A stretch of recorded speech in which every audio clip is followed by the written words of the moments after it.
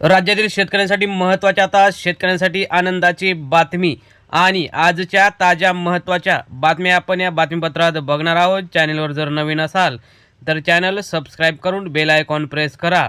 आपण या महत्त्वाच्या बातमीपत्रास सुरुवात करूया। बातमी आहे पीक विमा संदर्भात।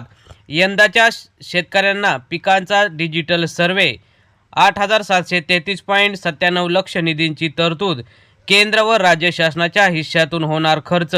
डिजिटल सर्वेतूनच शेतकऱ्यांना त्यांच्यापर्यंत हा पीक विमा पोहोचेल।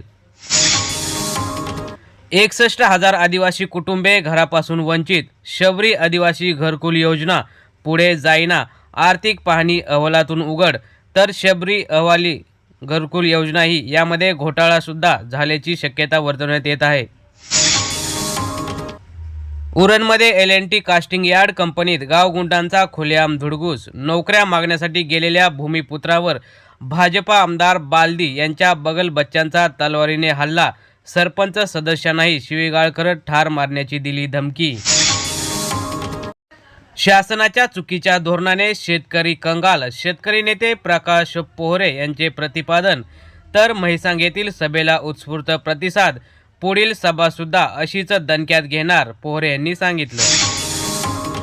महाडीबीटीतील प्रलंबित 44 लाख अर्ज वैध। प्रथम येणाऱ्यास प्रथम प्राधान्य पद्धतीला प्रलंबित अर्ज पात्र। राज्य व शासनाच्या विविध योजनांमधून अनुदान मिळवण्यासाठी महाडीबीटी ही योजना सर्वात जास्त फायदेशीर ठरलेली आहे। न भूतो न भविष्यती अशी अद्दल दहशतवाद्यांना घडू। पंतप्रधान नरेंद्र मोदी यांचा पाकिस्तानला गर्भित इशारा। तर पाकिस्तानने जे आमच्याशी केले त्याचं उत्तर लवकरच पाकिस्तानला देऊ, असंही नरेंद्र मोदी यांनी सांगितलं। स्मार्ट कॉटन प्रकल्प गुंडाळण्याच्या हालचाली। सर्व प्रक्रिया पूर्ण करून अंतिम बंद प्रक्रिया राबवण्याचे निर्देश। स्मार्ट कॉटन आपल्या विभागात अकोला अमरावती जिल्ह्यात राबवला जात आहे। हा प्रकल्प बंद होत आहे किंवा नाही याबाबत माहिती नाही, असं कृषी सहसंचालक यांनी सांगितलं। पाक नागरिक परतण्यास सुरुवात। अटारी वाघा सीमेवर गर्दी। हल्ला झाल्याच्या पार्श्वभूमीवर भारताने पाकिस्तानमधील नागरिकांना तुम्ही पाकिस्तानमध्ये जाण्यास सांगितले आहे। त्यामुळे पाक नागरिक भारतातून पाकिस्तानात परतण्यास सुरुवात झालेली आहे।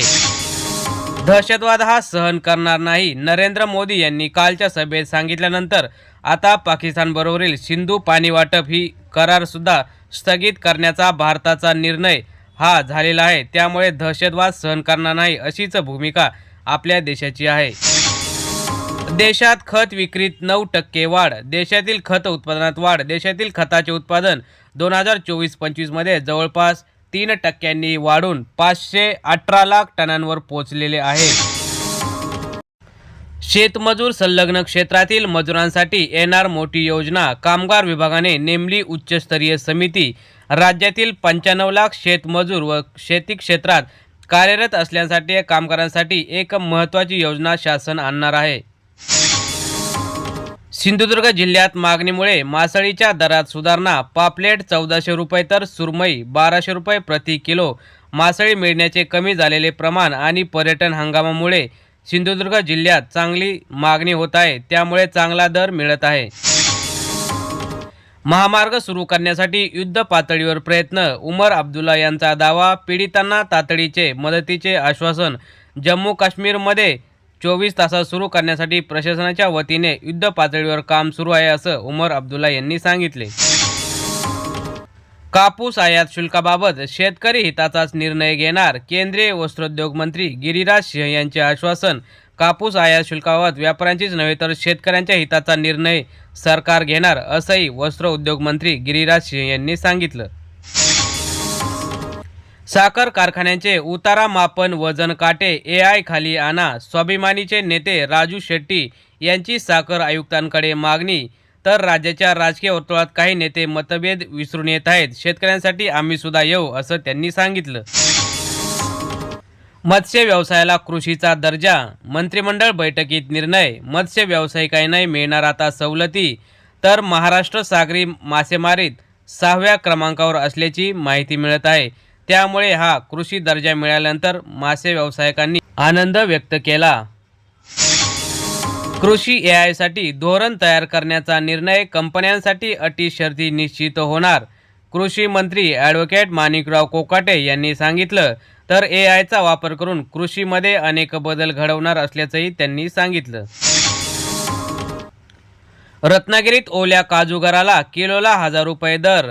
चिपळूण जिल्हा रत्नागिरी येथील बाजारात 1000 रुपये किलोने दराने ओले काजूगर विकले जात आहे. सुक्यापेक्षा ओला काजूगर विक्रीतून आर्थिक कमाई चांगली होताना दिसत आहे. तर शेतकरी बांधवांनो आणि मित्रांनो, ह्या होत्या आजच्या महत्त्वाच्या अशा शेतीविषयक बातम्या. अशाच बातम्यांसाठी चॅनलवर जर नवीन असाल तर चॅनल सबस्क्राईब करून बेल आयकॉन प्रेस करा. धन्यवाद. जय जवान, जय किसान, जय हिंद, जय महाराष्ट्र.